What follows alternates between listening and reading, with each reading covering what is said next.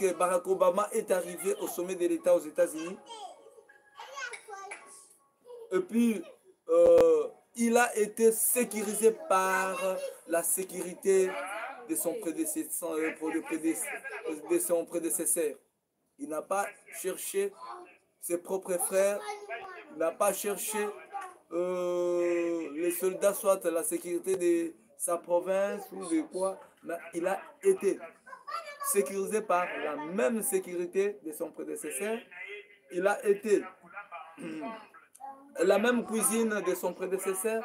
Voilà au moins jusqu'au deuxième mandat jusqu'au deuxième mandat pour en finir. Mais au Congo, dès que quelqu'un vient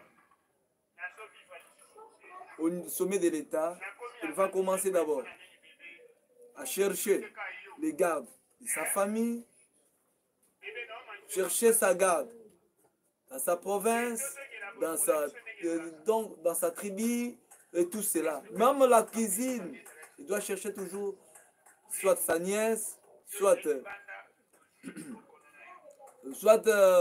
ses belles-sœurs qui seront tout autour de sa cuisine. Tout ça, pourquoi? Parce que les gens évitent les poisons, les gens évitent toujours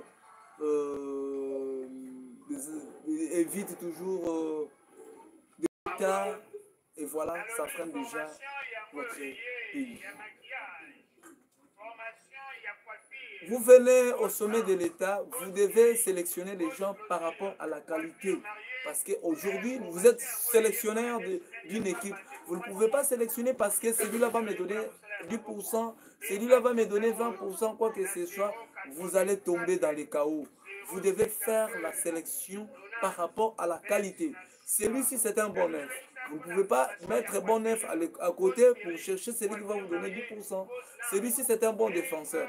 Vous n'allez pas mettre un bon défenseur à côté pour mettre parce que vous avez besoin de remplir la poche. C'est ça qui tue les Congos aujourd'hui. Donc, 65 ans qu'on devrait commémorer, 65 ans de la réussite, de la victoire du peuple congolais, mais aujourd'hui, 65 ans marchent dans les chaos. 65 ans qui est largement négatif. Le peuple cherche la paix, il n'y a pas la paix. Le peuple cherche le social, il n'y a pas le social. Donc vous voyez que dans tous les domaines, rien ne marche. Rien ne marche. Il faut recommencer. Il faut quand même recommencer à zéro, oui c'est vrai. Mais qu'est-ce qu'il faut faire? Il faut sélectionner des hommes capables à reconduire ces pays. Malgré les 65 ans sont partis dans les néants. Si, il faut mettre un point pour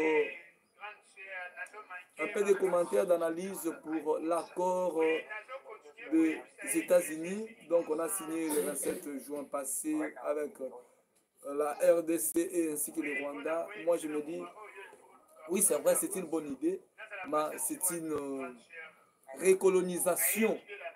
Parce que le président Félix, hier, a critiqué les États-Unis et la France d'être surtout derrière le Rwanda. Mais aujourd'hui, où en sommes-nous? Vous avez oublié, il n'y a pas 2 ans, 3 ans passés. Lorsque les États-Unis et la France sont derrière le Rwanda, vous pensez que ces gens-là peuvent faire de bonnes choses? Soit ils peuvent condamner directement le Rwanda? Je dis non. Ils sont là, des hypocrites, en train de conduire les Rwandais.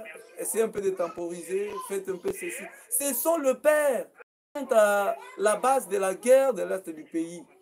Sans mâcher les mots, on ne pouvait pas faire l'accord avec les États-Unis au sommet de l'État, au sommet en tant que médiateur. S'il faut faire l'accord, moi je souhaitais qu'on fasse l'accord avec la Russie, un bon partenaire, un nouveau partenaire que tout le monde souhaite. Mais aujourd'hui, vous avez salué l'accord des ISA. On a signé l'accord le 27, mais aujourd'hui, les gens passent la nuit sur la belle étoile à l'est du Congo. Donc, nous sommes porteurs de grands diplômes. Nous devons sauver l'honneur de nos diplômes. On dit un tel monsieur intelligent lorsqu'il pose des actes loyaux au sommet de l'État. Vous avez une fonction, vous avez un poste,